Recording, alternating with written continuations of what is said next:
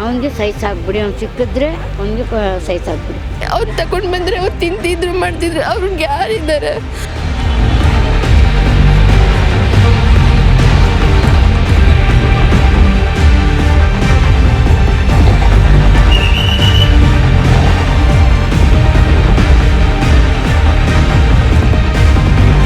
ತೆಗೆದು ದೊಣ್ಣೆಲಿ ಬಾರಿಸೋನೆ ಒಂದೊಂದು ಹೇಟ್ ಬಿದ್ದೋನೆ. ನಮ್ಮ ಮಗ ಹೆಂಗೆ ನರಳಿ ಸತ್ತೋಗೋನೆ ಆ ಥರನೇ ಅವ್ನು ನರಳಿ ಸಾಯ್ಬೇಕು ನಮ್ಮ ಮಾವನ ಮಗ. ಅವನಿಗೆ ಕಾಲು ಹಿಡ್ಕೊಂಡ್ರೆ ಅಂತ ಬಿಡ್ಬಿಡಿ ಅಣ್ಣ ಅಂತ ಚಾಕಲ್ಲಿ ಚುಚ್ಬಿಡ್ತೀನಿ, ಯಾರು ಅಕ್ಕಪಕ್ಕ ಬರಬೇಡ್ದು ಅಂತ ಹೇಳಿದ್ನಂತೆ. ಸಾಯಿಸಿರೋರು ದೊಡ್ಡ ರೋಡಿ, ಇವನು ತುಂಬ ರೌಡಿ, ಕುಡಿತಾನೆ, ಗಾಂಜನ್ನು ಇದು ಮಾಡ್ತಾನೆ. ಅವನು ಎನ್ಕೌಂಟರ್ ಆಗಬೇಕು. ನನ್ನ ತಮ್ಮ ಹೆಂಗೆ ಸತ್ತೋದ ಅದಕ್ಕಿಂತ 100ರಷ್ಟು ಅವ್ನಿಗೆ ನೋವಾಗಬೇಕು, ಆ ಥರನೇ ಸಾಕಬೇಕು. ಚುಚ್ಬಿಡ್ತೀನಿ, ಇದು ಮಾಡಿಬಿಡ್ತೀನಿ, ಆ ಥರ ಮಾಡಿಬಿಡ್ತೀನಿ, ಈ ಥರ ಮಾಡಿಬಿಡ್ತೀನಿ ಅಂದ್ಬಿಟ್ಟು ಜೈಲಿಗೆ ಹೋಗೋದು ಬರೋದೆಲ್ಲ ಮಾಡ್ತಾನೆ ಇರ್ತಾನೆ ಅವನು. ಕಲಾಮು ನಮ್ಮ ಮಗ, ನಾವು ಚಿಕ್ಕ ವಯಸ್ಸಿನ ಸಾಕ್ಕೊಂಡು ಅವನೇ ನಮಗೆ ತಗೊಂಡು ಬಂದು ಹಾಕ್ತಾ ಇದ್ದಿದ್ದು ಊಟಕ್ಕೆಲ್ಲ. ಇವತ್ತು ಈ ಥರ ಸ್ಥಿತಿ ತಗೊಂಡು ಬಂದು ನಮ್ಮ ಮಾವನ ಮಗ ಹಾಕೋನೆ ಅವನಿಗೆ ಸಹಿಸಾಕ್ಬಿಡಿ, ಅವ್ನು ಸಿಕ್ಕಿದ್ರೆ ಅವನಿಗೆ ಸಹಿಸಾಕ್ಬಿಡಿ. ನಮ್ಮ ಮಗ ಹೆಂಗೆ ನರಳಿ ಸತ್ತೋಗೋನೆ ಆ ಥರನೇ ಅವ್ನು ನರಳಿ ಸಾಯ್ಬೇಕು ನಮ್ಮ ಮಾವನ ಮಗ. ಏನು ವಿಚಾರ ಇಲ್ಲ, ಬರೀ ನಮ್ಮ ಅದೇ ಕೆಲ್ಸಕ್ಕೆ ಹೋಗಲಿಲ್ಲ ಅಂತ ಜೊತೇಲಿ ಬೇರೆ ನಮ್ಮ ಪಾರ್ಟ್ನರ್ ಜೊತೆ ಮಾಡ್ತೋನಂತ ಅಷ್ಟೇ ಕೋಪ ಮಾಡಿಕೊಂಡು ಸಹಿಸಿರೋದು. ಅದು ನಮ್ಮ ಮನೆ ಹಿಂದ್ಗಡೆ ಮಸೀದಿ ಹಿಂಭಾಗ ನಡೆದಿರೋದು. ನಿನ್ನೆ ರಾತ್ರಿ ಇಲ್ಲ ಮನೇಲಿ 10 ಗಂಟೆಯಲ್ಲಿ ಫೋನ್ ಮಾಡಿದ್ದೆ ನಾನು, ಬಪ್ಪ ಟೈಮ್ ಆಯಿತು 10 ಗಂಟೆ ಅನ್ನೋ ಗಂಟ ಬರ್ತೀನಿ ಚಿಕ್ಕಮ್ಮ ಅಂತ ಅಂದ. ಇವಾಗ ನೋಡ್ರೆ ನಮ್ಮ ಮಾವನ ಹೆಂಡ್ತಿ ಆಸ್ತಿನೂ ಕೊಟ್ಟೈತವರು, ನಮ್ಮ ಅಜ್ಜಿ ಪಾಲು ಬಂದೈತದು, ಅದಕ್ಕೇನು ತಲೆ ಕೆಡಿಸ್ಕೊಂಡಿಲ್ಲ ನಾವು. ಇವನು ದೋಷ ಮಾಡಿಕೊಂಡು ನಮ್ಮ ಮಗನಿಗೆ ಈ ಥರ ಹೊಡೆದಿರೋದು. ನಮಗೆ ಸಾಕಕ್ಕೆ ಯಾರೂ ಗೊತ್ತಿಲ್ಲ. ರಿಲೇಷನ್ ನಮ್ಮ ಮಗ ಅವನು, ಇವನು ತಮ್ಮ, ನಮ್ಮ ಅಕ್ಕನ ಮಗಳು, ಇವಳು ನಮ್ಮ ಅಕ್ಕನಿಗೆ 2 ಮಕ್ಕಳು. ಅವನು ನಮ್ಮ ತಾಯಿಯವರ ತಮ್ಮನ ಮಗ. ಸಾಯಿಸಿರೋರು ದೊಡ್ಡ ರೋಡಿ, ಇವನು ತುಂಬ ರೌಡಿ, ಕುಡಿತಾನೆ, ಗಾಂಜನ್ನು ಇದು ಮಾಡ್ತಾನೆ. ಅವ್ನು ಯಾವ ಟೈಮ್ನಲ್ಲಿ ಏನು ಮಾಡ್ತಾನೆ ಅಂತ ಗೊತ್ತಾಗಲ್ಲ. ಅಂಥವ್ನಿಗೆ ಬಿಟ್ಟು ಕೊಡಬೇಡಿ ದಯವಿಟ್ಟು. ಹಳೇದೆಲ್ಲ ಕೇಸಿದೆ, ಅವಳ ಅಮ್ಮ ದುಡ್ಡು ಕೊಟ್ಬಿಡ್ತಾಳೆ, ಬಿಡಿಸ್ಕೊಂಡು ಬರ್ತಾಳೆ. ಅವನಿಗೆ ಒಂಥರ ಖುಷಿ ಮನೆ ಥರ ಆಗ್ಬಿಟ್ಟಿದೆ. ಇದೇ ಥರನೂ ಸಹಿಸಿ ರೌಡಿಗಳಿಗೆಲ್ಲ ರೌಡಿಸಮ್ ಮಾಡಿ ಬರೋದು ರಾತ್ರಿ ಎಲ್ಲ. ಪೊಲೀಸವ್ರಿಗೆ ಅಷ್ಟೇ, ನಮ್ಮ ಹುಡುಗನಿಗೆ ಆಗಿದ್ದ ಗತಿ ಅವನಿಗೂ ಆಗಬೇಕು ಅಷ್ಟೇ ನಾವು ಬೇಡ್ಕೊಳ್ಳೋದು ನಿಮ್ಗೆ. ನಿನ್ನೆ ರಾತ್ರಿ 10 ಗಂಟೆ ತನಕನೂ ನಮ್ಮ ಚಿಕ್ಕಮ್ಮ ಕಾಲ್ ಮಾಡೋರಂತೆ, ಮನೆಗೆ ಬಂದ್ಬಿಡಪ್ಪ ಅಂತ. 10 ಗಂಟೆ ತನಕನೂ ಕಾಲ್ ಹೋಗಿದ್ದೆ. 10 ಗಂಟೆಯಿಂದ 11 ಗಂಟೆ ತನಕ ಏನಾಗಿದೆ ಅಂತ ಗೊತ್ತಿಲ್ಲ. 11 ಗಂಟೆಗೆ ನೋಡಿದ್ರೆ ಈ ಥರ ಆಗಿದೆ ಅಂದ್ಬಿಟ್ಟು ಚಿಕ್ಕಮ್ಮನಿಗೆ ಇದು ಬಂದಿದೆ.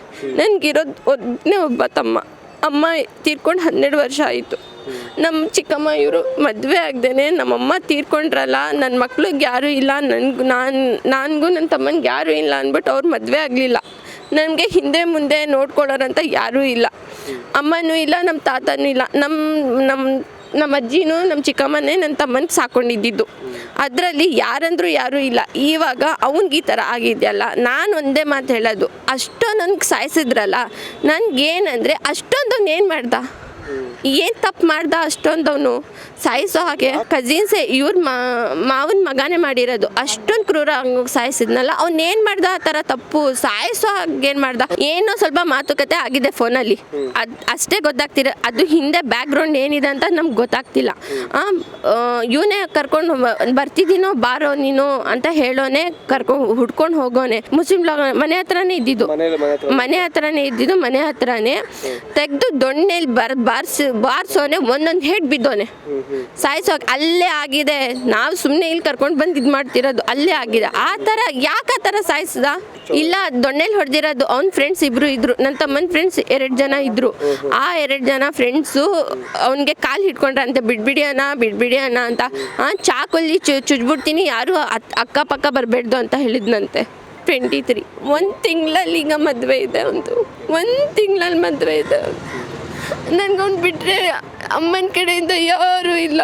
ಅವ್ನಿಗೆ ಯಾರು ಅಂತ ನಮ್ಮ ಚಿಕ್ಕಮ್ಮ, ನಮ್ಮ ಅಜ್ಜಿ ಅವ್ರ ಕಡೆಯಿಂದನೇ. ಅವ್ರು ತಗೊಂಡು ಬಂದರೆ ಅವ್ರು ತಿಂತಿದ್ರು ಮಾಡ್ತಿದ್ರು, ಅವ್ರಿಗೆ ಯಾರಿದ್ದಾರೆ? ನನಗೆ ಹೇಳ್ತಿಲ್ವಾ? ನನಗೆ ಬೇಡ, ನನ್ನ ಗಂಡ ಇದ್ದಾನೆ ನೋಡ್ಕೊಳ್ಳೋಕ್ಕೆ ನೋಡ್ಕೊತಾನೆ, ನನಗೆ ದುಡ್ಡಿನ ವಿಷಯನೇ ಬರಬೇಡ, ಅವನು ಎನ್ಕೌಂಟರ್ ಆಗಬೇಕು. ನನ್ನ ತಮ್ಮ ಹೆಂಗೆ ಸತ್ತೋದ ಅದಕ್ಕಿಂತ 100ರಷ್ಟು ಅವ್ನಿಗೆ ನೋವಾಗಬೇಕು, ಆ ಥರನೇ ಸಾಕಬೇಕು. ವೆಲ್ಡಿಂಗ್ ಕೆಲಸ, ಅವನ ಜೊತೆನೂ ಕೆಲಸಕ್ಕಿದ್ದ, ಅದೇನು ದುಶ್ಮನಿ ಆಗಿದೆಯೋ ಗೊತ್ತಿಲ್ಲ. 1 ತಿಂಗಳ ಹಿಂದೆ ಅವ್ನ ಕೆಲಸ ಬಿಟ್ಟ. ನನಗೇನಾಗಿದೆ ಅಂದರೆ ನನ್ನ ತಮ್ಮ ಹೆಂಗೆ ಸತ್ತ ಅವನು ಸಾಯ್ಬೇಕು. ನನಗೆ ಇದ್ರ ಮಧ್ಯೆ ಅವರಪ್ಪ ಅಮ್ಮ ಯಾರೂ ಬೇಡ, ಅವರಪ್ಪ ಅಮ್ಮ ಏನು ಕಲ್ಸ್ಕೊಟ್ಟು ನೀನು ಹೊಡಿ ಅಂತ ಹೇಳಿಲ್ಲ. ಅವರಪ್ಪ ಅಮ್ಮ ಯಾರೂ ಬೇಡ. ಇವ್ನು ಹೊಡೆದೋನಲ್ವಾ, ಇವ್ನು ಸರೆಂಡರ್ ಆಗಬೇಕು, ಸರೆಂಡರು ಎನ್ಕೌಂಟರ್ ಆಗಲೇಬೇಕು. ಯಾಕಂದರೆ HD ಕೋಟೆಗೆ ಲಾಸ್ಟ್ ನನ್ನ ತಮ್ಮನೇ ಆಗಿರ್ಬೇಕಿದು. ಇವಾಗ ಅವನೇನಾದರೂ ಬಂದು ಜೈಲಲ್ಲಿ 6 ತಿಂಗಳು 1 ವರ್ಷ ಇಟ್ಕೊಂಡು ಏನಾದರೂ ಬೇಲ್ ತಗೊಂಡು ಹೊಂಟೋದ್ರೆ ಅವ್ನಿಗೆ ಇನ್ನೂ ಒಂದು ದಿಮಾಗ್ ಬರುತ್ತೆ.